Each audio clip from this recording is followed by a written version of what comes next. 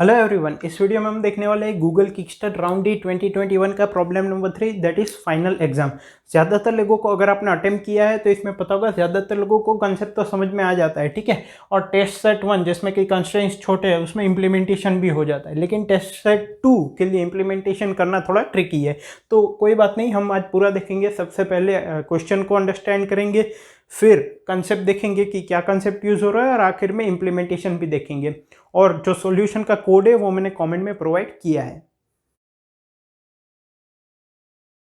Okay, तो पहले part से स्टार्ट करते हैं, that is understanding the question problem.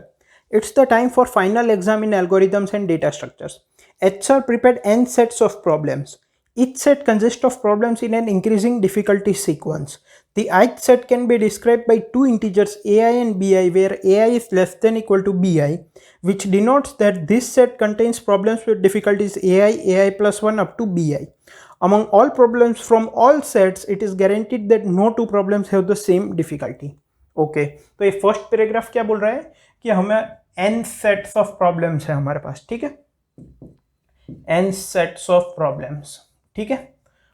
और ईच सेट, सभी set represented by n sets of problems है, सभी set, each set is represented by a of i और b ऑफ i, ठीक है। दो इंटीजर्स से सभी सेट रिप्रेजेंट हो रहे हैं।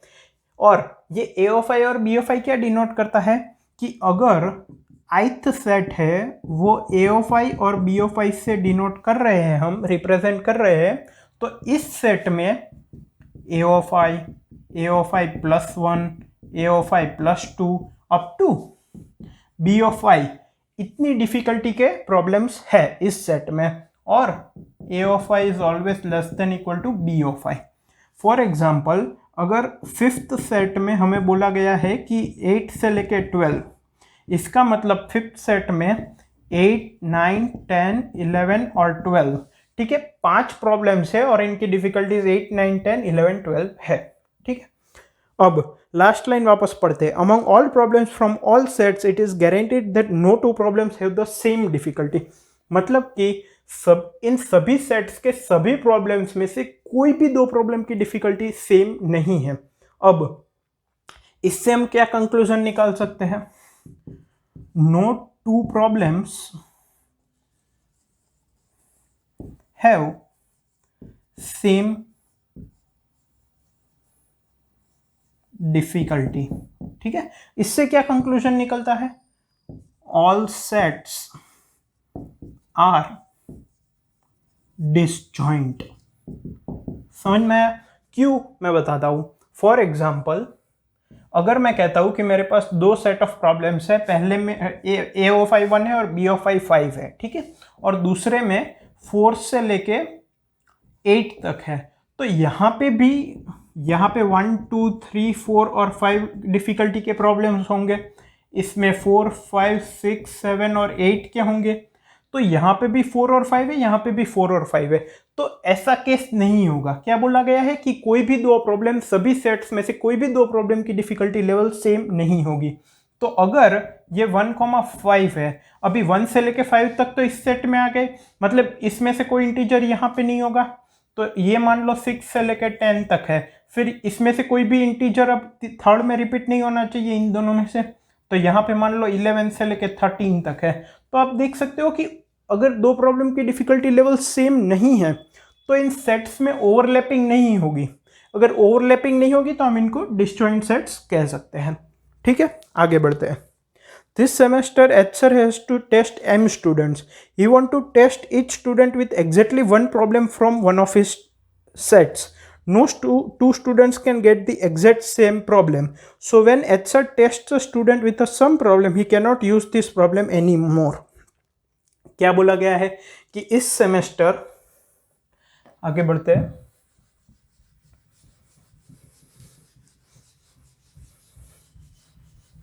बोला गया है कि इस सेमेस्टर m स्टूडेंट्स को टेस्ट करना है, m students to be tested. अब यहां पे ध्यान रखने वाली क्या बात है? Each student will be tested with exactly one problem. ठीक है, किसी भी एक स्टूडेंट को टेस्ट करने के लिए एक ही प्रॉब्लम उसको दिया जाएगा, वो भी from the given n sets. ठीक है, n सेट्स है और सभी सेट्स में कुछ नंबर ऑफ प्रॉब्लम्स है, उन प्रॉब्लम्स में ही कोई एक प्रॉब्लम दिया जाएगा हर एक स्टूडेंट को, और हर एक स्टूडेंट को एग्जैक्टली एक ही प्रॉब्लम दिया जाएगा, ना ज्यादा ना कम। ठीक है, 0 प्रॉब्लम से तो टेस्ट ही नहीं होगा, तो ये ध्यान में रखने वाला एक पॉइंट है। और दूसरा क्या है, all students will get different problem, मतलब कि दो स्टूडेंट को सेम प्रॉब्लम नहीं मिलनी चाहिए, ये भी यहां पे बोला गया है। ठीक है, तो मान लो कोई एक P स्टूडेंट है, इसको टेस्ट करने के लिए मैंने कोई एक Z प्रॉब्लम सिलेक्ट कर ली, तो अब ये Z प्रॉब्लम में आगे किसी भी स्टूडेंट को टेस्ट करने के लिए यूज नहीं कर सकता। अगर P2 स्टूडेंट आया तो उसमें मैं Z को अब यूज नहीं कर सकता, वो एक बार यूज हो गया है, अब मैं यहाँ पे कोई और Z1 Z2 प्रॉब्लम दूंगा उसको। तो सभी स्टूडेंट को एग्जैक्टली एक प्रॉब्लम मिलेगा from the given sets, also सभी स्टूडेंट को यूनिक प्रॉब्लम मिलेगा। आगे बढ़ते हैं। Through countless lectures, exercises and projects, HSR has gauged student number J to have skill SJ and wants to give that student a problem with difficulty SJ। ठीक है, क्या बोला गया है कि सभी स्टूडेंट्स की डिफिकल्टी उसे पता है, M स्टूडेंट्स की डिफिकल्टी लेवल उसके पता है, डिफिकल्टी लेवल नहीं बोलेंगे, skill level S J for J greater than equal to 1 less than equal to m, सभी स्टूडेंट्स की स्किल लेवल उसे पता है और वो चाहता है कि सभी स्टूडेंट को उनके स्किल लेवल के जितने डिफिकल्टी वाली ही प्रॉब्लम मिले। Unfortunately, this is not always possible, as HSR may have not prepared a problem of this difficulty or he may have already asked this problem to some other student। ठीक है, अब वो क्या चाहता है कि सभी स्टूडेंट को उनके स्किल लेवल जितनी ही डिफिकल्टी की प्रॉब्लम मिले, लेकिन ऐसा भी तो हो सकता है कि उस डिफिकल्टी लेवल की प्रॉब्लम हो ही ना सेट्स में, या तो फिर किसी और स्टूडेंट को वो प्रॉब्लम दी गई हो तो अब वो रिपीट नहीं कर सकता। ठीक है, आगे। Therefore, HSR will choose the jth student a problem of difficulty Pj in such a way that mod of Pj minus Sj is minimal and a question of difficulty Pj was not already given to any of the student before the jth student। In case of ties, HSR will always choose the easier problem। ठीक है, अब क्या बोला गया है कि अब ऐसा हर बार पॉसिबल नहीं हो सकता कि उसको उसके स्किल लेवल जितनी डिफिकल्टी की प्रॉब्लम मिले, तो HSR क्या चाहता है कि जेथ स्टूडेंट की अगर स्किल लेवल एस जे है तो उसको एक ऐसी प्रॉब्लम दी जाए जिसकी उसकी स्किल लेवल एस जे है तो उसको एक ऐसी प्रॉब्लम दी जाए जिसकी डिफिकल्टी लेवल पी जे है, और ये प्रॉब्लम हमारे सेट में भी है, आगे किसी और स्टूडेंट को दी नहीं है हमने, मतलब अगर ये जेथ स्टूडेंट है तो J-1 तक हमने ये प्रॉब्लम किसी स्टूडेंट को असाइन नहीं की है, हमारे सेट में भी है, और P of J minus S of J ये मिनिमम होना चाहिए। फॉर एग्जाम्पल मान लो अभी हमारे पास 1 2 3 8 9 और 10 इतनी प्रॉब्लम्स है। ठीक है, अभी एक स्टूडेंट की डिफिकल्टी लेवल है Sj इक्वल टू 6 और इसको हमें एक प्रॉब्लम असाइन करनी है। ठीक है, अभी इतनी हमारे पास प्रॉब्लम बची है जो असाइन नहीं है फॉर एग्जाम्पल, तो अभी इसमें क्लोजेस्ट क्या है, 8 माइनस 6 का मॉड 2 हो जाएगा और 3 माइनस 6 का मॉड क्या हो गया 3। तो सबसे मिनिमल डिफरेंस किस में है, स्किल लेवल में और प्रॉब्लम के डिफिकल्टी में, 8 वाले में, तो हम इस स्टूडेंट को 8 डिफिकल्टी लेवल की प्रॉब्लम असाइन कर देंगे। आगे बोला गया है कि अगर टाई होती है तो हम उसको मिनिमल डिफिकल्टी की प्रॉब्लम असाइन करेंगे। फॉर एग्जाम्पल मान लो ये 8 नहीं है, ठीक है, हमारे पास इतनी प्रॉब्लम्स है, तो अभी अगर मैं इसको 9 डिफिकल्टी की प्रॉब्लम असाइन करता हूं तो 9 माइनस 6 का मॉड डिफरेंस 3 हो गया, और 3 की असाइन करता हूं तो 3 माइनस 6 का मॉड भी 3 हो गया। तो अगर यहाँ पे टाई हो गई तो इस केस में हम क्या करेंगे, जो मिनिमल डिफिकल्टी वाली प्रॉब्लम है वो असाइन करेंगे, मतलब कि 3 को असाइन करेंगे, 3 is less then 9। Okay, Note that the problem chosen for the judge student may affect problems chosen for all the student tested later. So you have to process student in same order as they appear in input. ठीक है, क्या बोला गया है कि 1 से लेके m तक इनपुट में स्टूडेंट्स की स्किल लेवल दी गई है, तो आपको उसी ऑर्डर में उनको प्रॉब्लम्स असाइन करना है. ठीक है, सॉरी, स्किल लेवल दी गई है 1 से लेके m तक, तो उसी ऑर्डर में आपको उनको प्रॉब्लम्स असाइन करने हैं. Okay. As keeping track of all the problems can be fairly complicated, can you help H sir and determine which problems he should give to all of his students? ठीक है, हाँ, okay. फिर input दिया गया है test cases N M, A of I, B of I और skill level. Okay, तो हमें आखिर में करना क्या है, हमें एन प्रॉब्लम सेट्स के इनपुट दिए गए हैं ए आई और बी आई के फॉर्म में. मतलब हमें पता है कि ए ऑफ आई से लेके बी ऑफ आई तक उस सेट में इतनी प्रॉब्लम्स होगी ए ऑफ आई से लेके बी ऑफ आई तक की डिफिकल्टी के. उसके बाद हमें एम स्टूडेंट्स की स्किल लेवल भी दी गए है एस जे. ठीक है, तो हमें starting from 1 and moving on up to M, हमें सभी स्टूडेंट्स को हमारे पास जितने भी प्रॉब्लम्स हैं उनमें से बेस्ड ऑन दिस कंडीशन जो मैंने बताई कि वो मॉड जो है स्किल लेवल का और डिफ़िकल्टी लेवल का वो मिनिमल होना चाहिए डिफरेंस, और अगर टाई होता है तो मिनिमम डिफ़िकल्टी वाली प्रॉब्लम असाइन करनी है. हमें एम स्टूडेंट्स को इन प्रॉब्लम्स में से एक के बाद एक 1 2 3 फिर अप टू एम तक उनको प्रॉब्लम्स असाइन करनी है, और हमें आउटपुट में दिखाना है कि फर्स्ट स्टूडेंट को कौन सी डिफ़िकल्टी वाली प्रॉब्लम मिलेगी, मान लो 14, फिर सेकंड को 28, थर्ड को 18, इस तरह से हमें डिस्प्ले करना है. और हमें असाइन कैसे करना है, पहले 1 को, फिर 2 को, फिर 3 को, फिर 4 को अप टू एम. और जैसे जैसे हम असाइन करते जाएंगे हमें ये भी ध्यान रखना पड़ेगा कि वो प्रॉब्लम वापस किसी और को असाइन ना हो. ठीक है, तो हमें आउटपुट में ये दिखाना है सभी टेस्ट केस के लिए 1 से लेके m तक जितने भी स्टूडेंट्स हैं उनको कौन सी डिफिकल्टी लेवल की प्रॉब्लम मिली है. तो क्वेश्चन समझ में आ गया होगा आई होप. अब सेकेंड पार्ट पे मूव करते हैं, that is concept.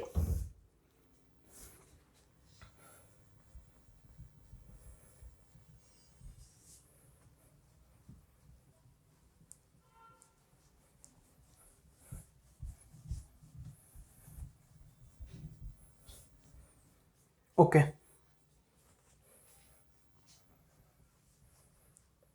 So second part is concepts. क्या कंसेप्ट यूज होगा.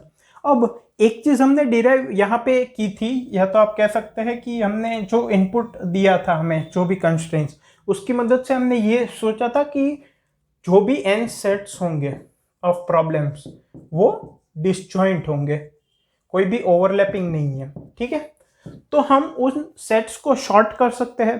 ठीक है, तो मान लो हमने शॉर्ट कर दिया. ठीक है, तो यहाँ पे A1 मैं लिख रहा हूं, वो 1 नहीं होगा, कुछ भी हो सकता है क्योंकि हमने शॉर्ट कर दिया है. तो यहाँ पे अभी समझने के लिए मैं A1 लिख रहा हूं, ये शॉर्टेड है. ठीक है, A1 B1, फिर A2 B2, फिर A3 B3 up to AN BN. ये क्या है, n सेट्स डिनोट कर रहे हैं कि फर्स्ट सेट में A1 to B1 तक की प्रॉब्लम्स है, फिर A2 से लेके B2 तक की है, और ये मैंने शॉर्ट किया हुआ है एरे. ठीक है, मतलब कि ये A1 is less than equal to B1 is less than A2 is less than equal to B2 is less than A3. ठीक है, शॉर्टेड है डिफिकल्टी लेवल में. अब और ये डिसजॉइंट भी है, मतलब B1 will be less than A2, कुछ ऐसा होगा. अगर ये नंबर लाइन है तो मान लो A1 से B1 ये है, फिर B2 से A2 से B2 ये होगा, फिर A3 से B3 ये होगा, A4 से B4 ये होगा, A5 से B5 ये होगा.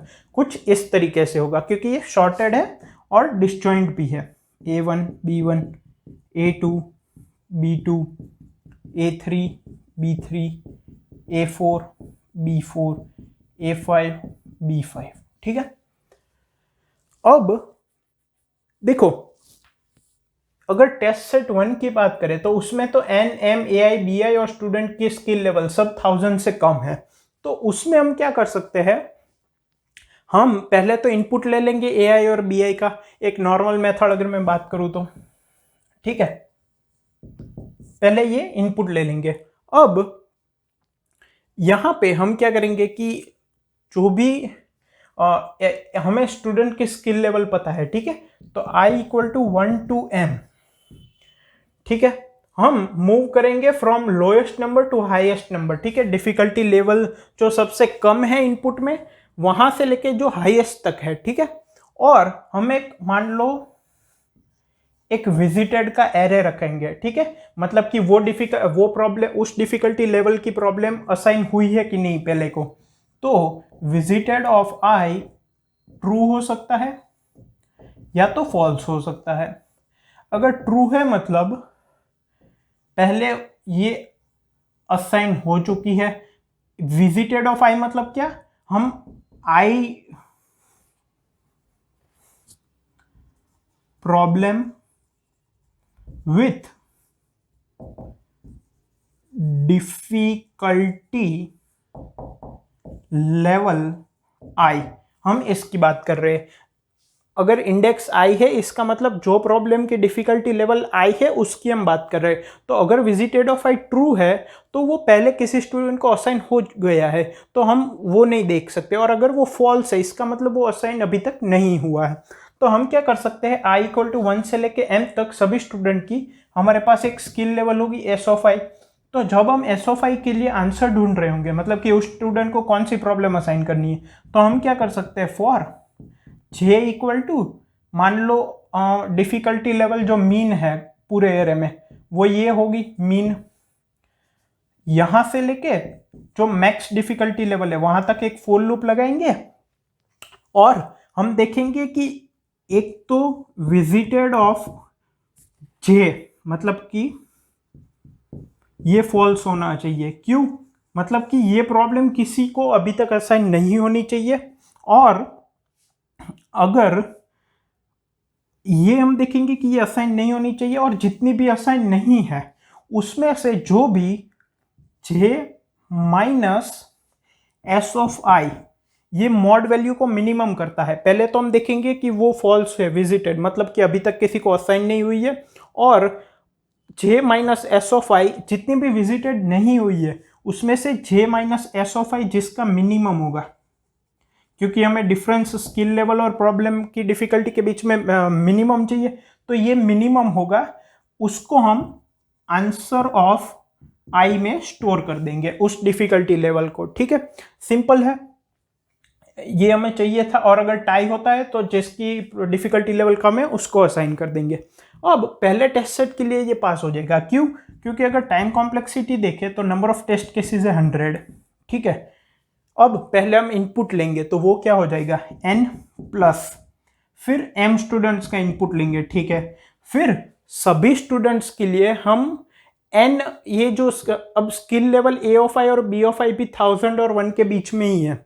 ठीक है, तो मैक्सिमम हमें जो हमें हर बार जो ये इनर फोर लूप है वो कितने का लगाना पड़ेगा, 1000 का, चेक करने के लिए मिनिमम डिफिकल्टी से लेके मैक्सिमम डिफिकल्टी तक, और सभी स्टूडेंट्स के लिए लगाना पड़ेगा मतलब इनटू m। तो ये हाईएस्ट टर्म है तो इन दोनों को निगलेक्ट कर देते हैं, तो ये 100 इंटू 1000 इंटू 1000। ठीक है, तो ये हो गया 10 की पावर 8। तो ये तो इजीली हो जाएगा, सॉरी, ठीक है, चलो ये हो जाएगा मान लेते हैं। लेकिन अगर टेस्ट सेट 2 की बात करें तो यहाँ पे a ऑफ I और b ऑफ I 10 की पावर 18 है। तो पहली बात तो हम विजिटेड ऑफ I ऐसा एरे भी नहीं बना पाएंगे, क्योंकि 10 की पावर 18 के साइज का एरे डिक्लेयर नहीं हो सकता, सेगमेंटेशन एरर दे देगा। दूसरा, अगर हम फुल लूप लगाएंगे एक 10 की पावर 18 साइज का तो वो टाइम लिमिट एक्सीड हो जाएगा और सेगमेंटेशन एरर भी मिलेगा। तो टेस्ट सेट 1 तो इस नॉर्मल मेथड से पास हो जाएगा, लेकिन टेस्ट सेट 2 नहीं होगा। उसके लिए हमें कुछ बेटर सोचना पड़ेगा कि कैसे इंप्लीमेंट करेंगे।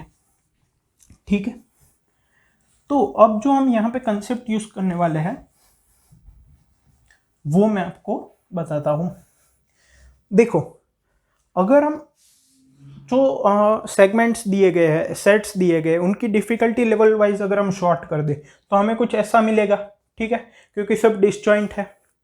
अब SJ, कोई भी एक SJ, ठीक है, वो कहां कहां पे पॉसिबल हो सकता है। यहां पे पॉसिबल हो सकता है फर्स्ट पोजीशन, ये सेकंड पोजीशन, किसी के बीच में हो सकता है, किसी दो सेट्स के बीच में थर्ड पोजीशन, और फोर्थ क्या पॉसिबिलिटी है कि किसी एक सेट में ही हो ये फोर्थ। ठीक है, तो हम चारों जो कंडीशंस हैं उनको देखते हैं।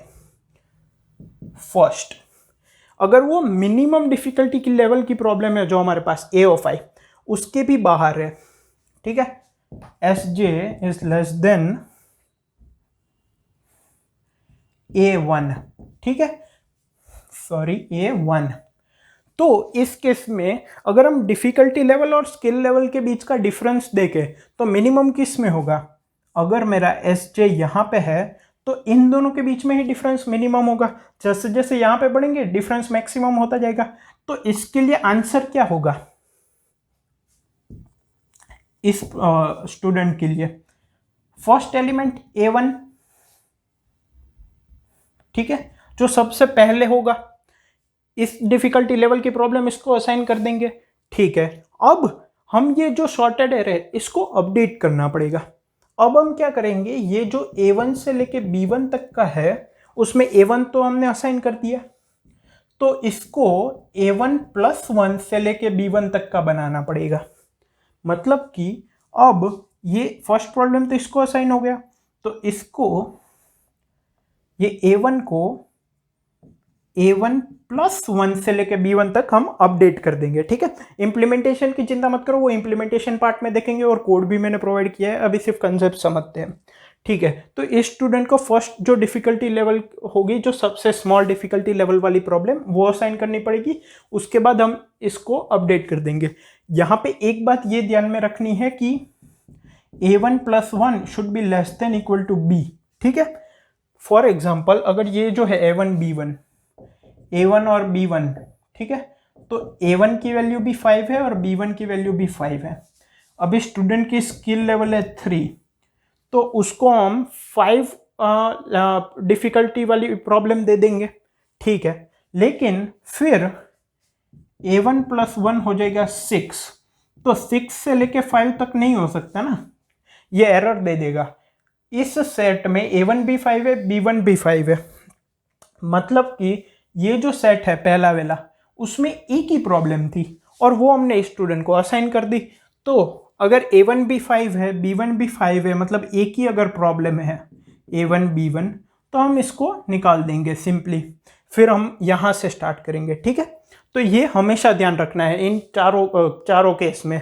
ये हर एक केस में रिपीट करने की ज़रूरत नहीं है, लेकिन ये हम याद रखेंगे कि हम अगर एक नया सेट बना रहे हैं या तो अपडेट कर रहे हैं, तो हम ये ध्यान रखेंगे कि AI should be less than equal to BI। अगर वो ग्रेटर हो रहा है मतलब कि उसमें कोई प्रॉब्लम ही नहीं है, इनवैलिड सेट है वो। ठीक है, ये फर्स्ट कंडीशन हो गई, हमें समझ में आ गया। सेकंड क्या हो सकता है कि SJ यहाँ पे हो। तो इस केस में अगर हमें स्टूडेंट की स्किल और प्रॉब्लम की डिफिकल्टी लेवल के बीच में मिनिमम डिफरेंस चाहिए, तो वो कौन सा होगा? आखिरी डिफिकल्टी लेवल वाला प्रॉब्लम, क्योंकि यहाँ पे डिफरेंस ये है, फिर आगे जाके तो ये डिफरेंस बढ़ता जाएगा। इसका मतलब अगर SJ is greater then A of 5, यहाँ मैंने 5 लिया है, वो N पे डिपेंड करेगा, तो आंसर क्या हो गया? B of 5, sorry, SJ is greater then B of 5। ठीक है, तो आंसर क्या हो गया? B of 5। और ये A ऑफ 5 और B ऑफ 5 है, उसको हम क्या अपडेट कर देंगे? A ऑफ 5 और B ऑफ 5 -1, क्योंकि B ऑफ 5 वाला प्रॉब्लम तो असाइन हो गया है। सिमिलरली यहाँ पे भी कंडीशन हम चेक कर लेंगे, A of 5 is less than equal to B of 5 -1, तो ही अपडेट करेंगे, वरना वो सेट एम्प्टी हो जाएगा। ठीक है, दो कंडीशन समझ में आ गई। तीसरी कंडीशन क्या है कि वो दो सेट्स के बीच में कहीं लाई करता हो। ठीक है, तो ये हो गया A2 B2, यहाँ पे मेरा SJ है, ये A3 और B3। तो इस कंडीशन में, ये थर्ड कंडीशन, इस कंडीशन में हम कौन सी प्रॉब्लम असाइन करेंगे? देखो, राइट हैंड साइड पे नियरेस्ट है A3, लेफ्ट हैंड साइड पे नियरेस्ट है B2। फिर उससे जैसे दूर जाएंगे तो वो तो डिफिकल्टी डिफरेंस है वो बढ़ता जाएगा, तो हमारा आंसर या तो B2 होगा या A3 होगा। अभी अगर B2 और SJ के बीच का जो डिफरेंस है वो अगर लेस देन होगा A3 और SJ के बराबर में, तो हम उसको B2 प्रॉब्लम असाइन कर देंगे, क्योंकि हमें डिफरेंस मिनिमम चाहिए। अगर A3 माइनस SJ है, यह लेस होगा B2 माइनस SJ से, तो हम उसको A3 प्रॉब्लम असाइन कर देंगे, क्योंकि हमें मिनिमम डिफरेंस चाहिए। और अगर ये दोनों इक्वल हुए हैं, तो उस केस में अगर डिफरेंस इक्वल हो जाता है तो हम क्या करते हैं, जिस प्रॉब्लम की डिफिकल्टी लेवल मिनिमम है वो असाइन करते हैं। तो उस केस में हम उसको B2 असाइन कर देंगे, ठीक है। उसके बाद अगर मान लो B2 असाइन किया ये 3 कंडीशन चेक करने के बाद, तो अब ये जो सेट है उसको हम अपडेट कर देंगे A2 से लेके B2 माइनस 1 तक। अगर A3 असाइन किया तो इसको अपडेट कर देंगे A3 प्लस 1 से लेके B3 तक, ठीक है। और यहां पे भी वो कंडीशन चेक करेंगे। तो थर्ड केस भी आई होप कि समझ में आ गया होगा। अब फोर्थ केस देखते हैं। इन 4 केस में पूरा प्रॉब्लम सॉल्व हो जाता है। हाँ, इम्प्लीमेंटेशन में थोड़ा देखना पड़ेगा। अभी फोर्थ केस क्या है कि SJ lies inside a set। For example यहाँ पे A3 से B3 मैंने लिया है, ये A3 है, ये B3 है और SJ यहाँ कहीं पे है। इसका मतलब स्टूडेंट का स्किल लेवल SJ है और SJ डिफिकल्टी लेवल का प्रॉब्लम भी अवेलेबल है, ठीक है। तो हमें अगर मिनिमम डिफरेंस करना है तो हम प्रॉब्लम की डिफिकल्टी लेवल जो कि SJ होगी वही असाइन कर देंगे। यहाँ पे अगर मैं कहूँ तो A3 प्लस 1, A3 प्लस 2, फिर SJ डिफिकल्टी लेवल की प्रॉब्लम होगी, फिर SJ plus 1 up to B3 तक की होगी। A3 से लेके B3 तक में A3 plus 1, A3 plus 2 up to SJ plus 1 और B3 इन डिफिकल्टी लेवल की प्रॉब्लम्स होगी। अगर हमें स्टूडेंट के स्किल और प्रॉब्लम की डिफिकल्टी के बीच का डिफरेंस मिनिमाइज करना है तो हम उसको SJ डिफिकल्टी लेवल की ही प्रॉब्लम असाइन कर देते हैं। तो स्टूडेंट का स्किल SJ माइनस प्रॉब्लम की डिफिकल्टी SJ और इन दोनों के बीच का डिफरेंस 0 हो गया, मिनिमम डिफरेंस। तो इस केस में हम क्या करेंगे, उसको SJ डिफिकल्टी लेवल की ही प्रॉब्लम असाइन कर देंगे। उसके बाद हम इसको ये जो सेट है उसको क्या करेंगे, अपडेट कर देंगे। तो ये पूरे को डिलीट कर देंगे हमारे जो डेटा है उसमें से, और A3 से लेके SJ माइनस 1 तक का एक नया सेट होगा और SJ प्लस 1 से लेके B3 तक का एक नया सेट होगा, ठीक है। समझ में आया। अगर SJ लेवल की डिफिकल्टी हमने उसे असाइन कर दी तो अब ये पूरा हम सेट निकाल देंगे। अब ये यहाँ पे तो ये वॉइड हो गया SJ वाला, तो अब 2 नए सेट हमें इंसर्ट करने पड़ेंगे। तो A3 से लेके SJ माइनस 1 और SJ प्लस 1 से लेके B3 तक के 2 इंटरवल्स हम इसमें इनपुट कर देंगे।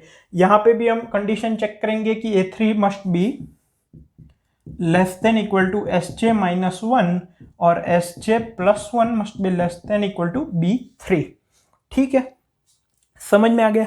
ये कंसेप्ट हम यूज करेंगे इन चारों केस के।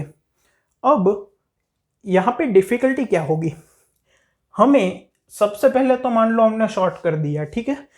हमने ये इनपुट लिया A1 B1 A2 B2 A3 B3 और सभी सेगमेंट्स को शॉर्ट कर दिया। अब हम अगर एक स्टूडेंट को प्रॉब्लम असाइन करते हैं, उसके बाद उस सेट को अपडेट करना, वो भी शॉर्टेड ऑर्डर में, ये डिफिकल्टी है। फॉर एग्जाम्पल अगर यहाँ पे मान लो A3 से लेके B3 तक है और ये SJ वाली प्रॉब्लम हमने असाइन कर दी। अब अगर A3 से लेके B3 तक का एक इंटरवल है, ठीक है, तो यहाँ पे A3 से लेके SJ माइनस 1 और SJ प्लस 1 से लेके B3 तक के 2 इंटरवल्स अगर मैं ऐड करूँगा तो फिर हर बार पूरे डेटा को शॉर्ट करना, तो वो टाइम कॉम्प्लेक्सिटी के बाहर चला जाएगा। फॉर एग्जाम्पल, कंसेप्ट तो समझ में आ गया। अगर n हमारे पास सेट है, ठीक है, इसको शॉर्ट करने में टाइम लगेगा n log n, ठीक है। कोई भी एक स्टूडेंट आया, ठीक है, ये चारों में से एक केस होगा। हमने उसको वो आगे डिटेल में देखते हैं कि कैसे असाइन करेंगे, लेकिन असाइन कर दिया बाइनरी सर्च की मदद से, ठीक है, क्योंकि ये शॉर्टेड ऑर्डर में है तो हमने बाइनरी सर्च लगाया, ठीक है। तो प्लस सभी स्टूडेंट के लिए m log n, ठीक है, लेकिन n log n शॉर्ट में है और सभी स्टूडेंट्स जो m log n है, ठीक है, सभी स्टूडेंट्स को बाइनरी सर्च, ये सभी स्टूडेंट मतलब m4 लूप, फिर सभी के लिए बाइनरी सर्च लगाना मतलब log n। बाइनरी सर्च लगाने के बाद एक इंटरवल को निकालना पड़ेगा या अपडेट करना पड़ेगा, और ये या तो अपडेट करना पड़ेगा या तो एक इंटरवल को निकाल के 2 इंटरवल ऐड करने पड़ेंगे। फिर वो इंटरवल ऐड करने के बाद अगर वापस पूरे डेटा को शॉर्ट करना पड़ेगा, ठीक है, तो उसके लिए वापस कितना टाइम लगेगा, n log n, ठीक है। तो टाइम कॉम्प्लेक्सिटी क्या हो जाएगी हमारी, एक तो नंबर ऑफ टेस्ट केसेस जो सबके बाहर आएंगे, फिर इन दोनों में से ये बड़ा टर्म है, तो m into n into log n का स्क्वायर। अब टेस्ट केसेस है 100, m इंटू n अगर इस डेटा सेट के लिए देखें तो 10 की पावर 5 मतलब 10 की पावर 10, और यहाँ पे log n का स्क्वायर मान लो वो कुछ भी है, तो ये वैल्यू है वो ग्रेटर देन 10 की पावर 12 है, तो ये हमारी टाइम लिमिट एक्सीड हो जाएगी। तो हम हर बार इंटरवल्स को इंसर्ट करके हर बार शॉर्ट नहीं कर सकते, ठीक है। तो हम इनको हर एक स्टेप के बाद ये जो डेटा है इंटरवल्स है उनको अपडेटेड कैसे रखेंगे, ये यहाँ पे क्वेरी है। अब इम्प्लीमेंटेशन देखते हैं, उसमें एग्जैक्टली देखते हैं कि असाइन भी कैसे करेंगे और इनको अपडेटेड भी कैसे रखेंगे। थर्ड एंड फाइनल पार्ट की बात करते हैं जो कि है इम्प्लीमेंटेशन। अब हम यहाँ पे इम्प्लीमेंटेशन के लिए एक डेटा स्ट्रक्चर हमें यूज़ करना पड़ेगा जो कि है सेल्फ बैलेंसिंग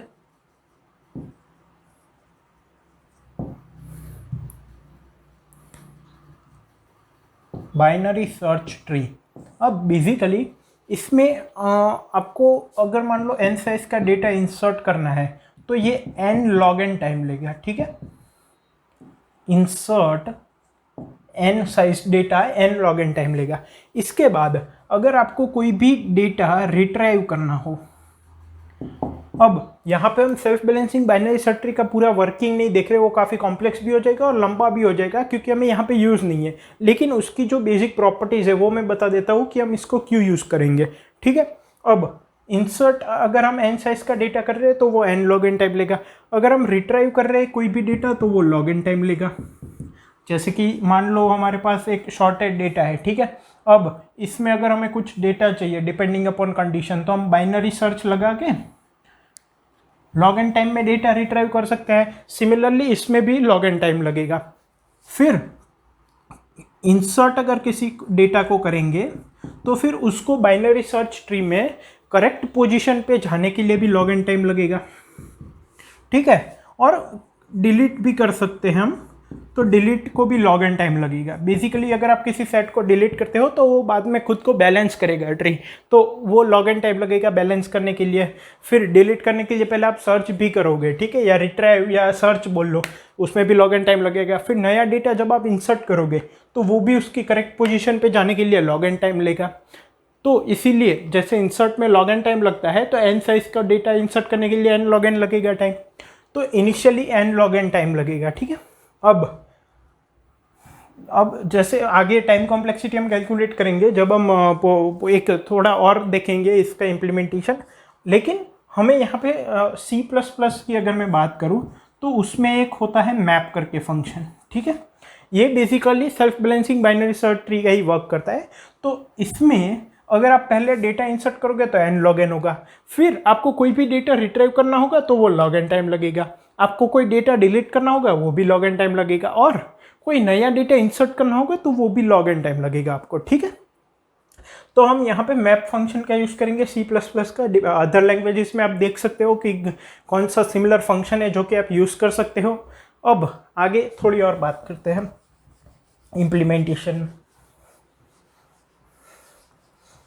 अब यहाँ पे विजुअलाइज करो कि हमारे पास शॉर्टेड डेटा है वो इस तरीके से है, A1 B1 A2 B2 A3 B3 A4 B4 A5 B5, ठीक है। अब वैसे वो ट्री के फॉर्म में स्टोर्ड होगा, लेकिन समझने के लिए मैं आपको यहाँ पे इस तरह से बता रहा हूँ। अब मान लो मान लो एस जे की वो 4 कंडीशन को एक के बाद एक देख लेते हैं। एक तो हो सकता है कि एस जे यहाँ पे हो, एक हो सकता है कि वो 2 सेट के बीच में हो, एक हो सकता है कि वो किसी सेट में इनसाइड में हो, और एक हो सकता है कि यहाँ पे हो एस जे, ठीक है। तो ये फोर्थ, ये थर्ड, सेकेंड कंडीशन, और यहाँ पे एस जे हो सकता है। अब एक फंक्शन होता है C++ के मैप में जो कि होता है अपर बाउंड, ठीक है। तो ये अपर बाउंड जब आप यूज कर लेते हो, मान लो हमारा मैप जो है, हम मैप यूज करने वाले हैं, तो मान लो मैप डॉट अपर बाउंड, मतलब वो ये मैप का नाम है MP, ठीक है। तो वो क्या करेगा कि MP नाम के मैप में अपर बाउंड रन करेगा, और यहाँ पे हमें पैरामीटर में पास करना है एक वैल्यू जो कि है SJ की वैल्यू, ठीक है।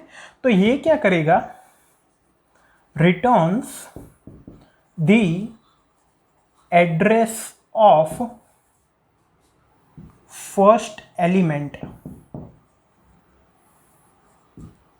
whose value is greater than SJ, ठीक है। ये क्या करेगा, जब मैं मैप में MP नाम के मैप पे अपर बाउंड रन करूंगा और पैरामीटर में SJ पास करूंगा, तो return the address of the first element whose value is greater than SJ, ठीक है। अब ये हमारे पास आ गई, ठीक है। तो अब इसकी मदद से हम क्या कर सकते हैं, हम चारों केस में देख लेते हैं। तो फर्स्ट केस, मान लो SJ यहाँ पे है, तो वो मुझे क्या रिटर्न करेगा, इस पॉइंट का एड्रेस रिटर्न करेगा, ठीक है। तो मैं क्या करूँगा, answer of J equal to A1, ये हमने कंसेप्ट में देखा, वापस मैं पूरा यहाँ पे रिपीट नहीं कर रहा। इसके बाद मैं क्या करूँगा कि मैं देख लूँगा कि A1 + 1 is less than equal to B1 अगर है, तो मैं मैप में इंसर्ट कर दूंगा A1 + 1 इक्वल्स टू B1, और जो मेरा मैं सूडो कोड लिख रहा हूँ C++ में अलग होगा, और जो A1 वाला है पॉइंट, A1 to B1 वाला जो है सेट डेटा है, उसको मैं इरेज कर दूंगा। तो C++ में उसको लिखते हैं MP डॉट इरेज, फिर यहाँ पे की वैल्यू पास करते हैं। हम मैप में भी कैसे स्टोर करेंगे, मैप में हम ऐसे स्टोर करेंगे, map of A1 equals to B1, ठीक है। इस तरीके से स्टोर करेंगे, तो की के बेसिस पे वो शॉर्ट होगा। तो A1 की है और B1 उसकी वैल्यू है। अब यहाँ पे मुझे मिल गया क्या, MP डॉट इरेज A1, तो ये जो A1 से लेके B1 वाला है वो डिलीट हो जाएगा, और A1 + 1 से B1 वाला एक इंसर्ट हो जाएगा, मतलब ये यहाँ पे एक ऐसा इंसर्ट हो जाएगा, ये डिलीट हो जाएगा और ये इंसर्ट हो जाएगा, ठीक है। अब यहाँ पे टाइम कॉम्प्लेक्सिटी देखें, तो पहले तो यहाँ पे हम सर्च जब लगाएंगे कि कौन सा जो फर्स्ट एलिमेंट है जो कि SJ से ग्रेटर वैल्यू है और वो ये एड्रेस हमें रिटर्न करेगा, तो उसमें log n टाइम लगेगा। इसके बाद जब हम इसको इंसर्ट करेंगे map of A1 + 1 equal to B1, इसमें भी log n टाइम लगेगा, और इसको इरेज करने में भी log n टाइम लगेगा, ठीक है। उसके बाद और हमें जो वापस डेटा मिलेगा, जो हमें जो डेटा मिलेगा वो शॉर्टेड होगा। इस तरह से शॉर्टेड नहीं होगा, लेकिन वो बैकग्राउंड फंक्शनिंग हमें समझने की ज़रूरत नहीं है डिटेल में, ठीक है। तो वो अपडेट हो जाएगा और वो log n टाइम ही लेगा, ठीक है। अब सेकंड केस लेते हैं। सेकंड केस क्या है कि SJ इन दोनों के बीच में है, ठीक है। तो हमें कौन सा एड्रेस मिलेगा, first element whose value is greater than, ठीक है। तो हमें यहाँ का एड्रेस मिलेगा, ठीक है। तो हम क्या करेंगे, इस एड्रेस की जो फर्स्ट वैल्यू है A3 उसको ले लेंगे, और इसके पहले वाला जो सेट है ये उसकी एंड वैल्यू B2 उसको भी ले लेंगे, जैसा कि हमने कंसेप्ट में देखा।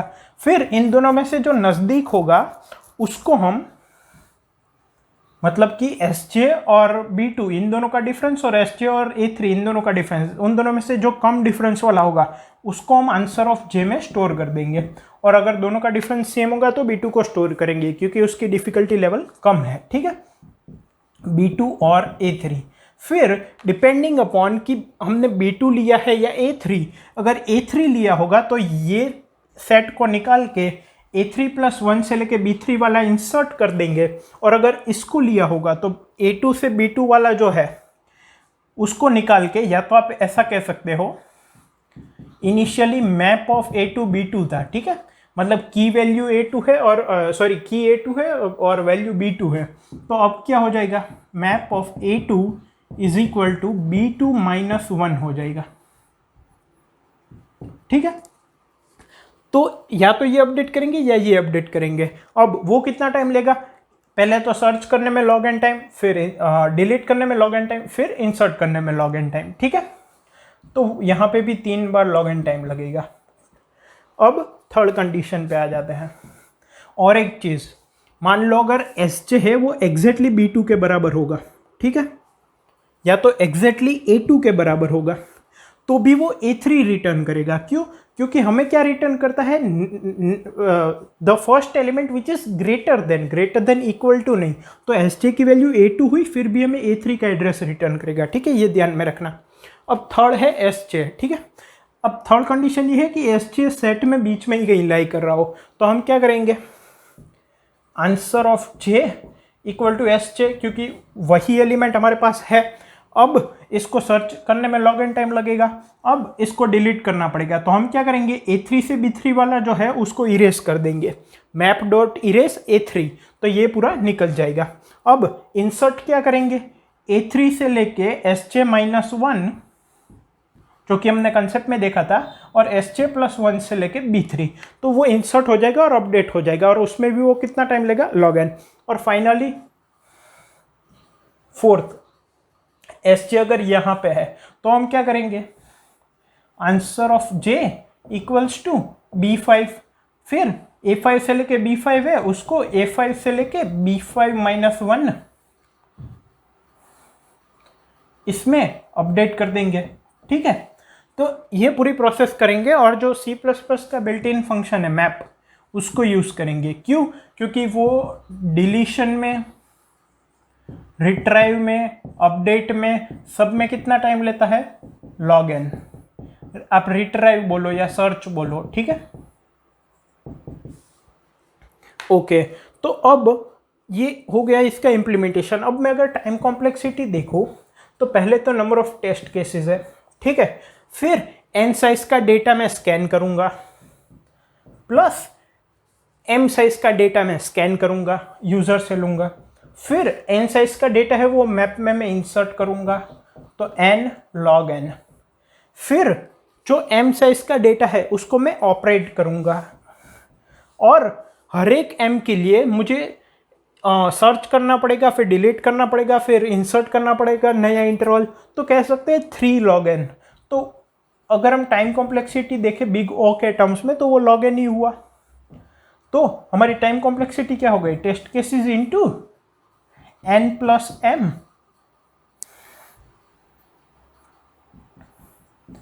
इंटू log n, ठीक है। तो ये कितना हो गया, टेस्ट केसेस कितने हैं, टेस्ट सेट 2 में 100 into n+m, 2 into 10⁵ into log 10⁵, मतलब 5 log 10⁻²। तो ये कितनी टाइम कॉम्प्लेक्सिटी हो गई, 10⁻7 इंटू 2 इंटू 5, मतलब 10⁸ into log 10⁻², something dot dot dot, may be 4 into 10⁸, चलो ये अपर बाउंड ले लेते हैं। तो ये भी हमारे गिवन टाइम लिमिट में हो जाएगा, ठीक है। तो आई होप कि आपको समझ में आ गया, इम्प्लीमेंटेशन और कोड है वो भी मैंने कमेंट में प्रोवाइड किया है। Thank you.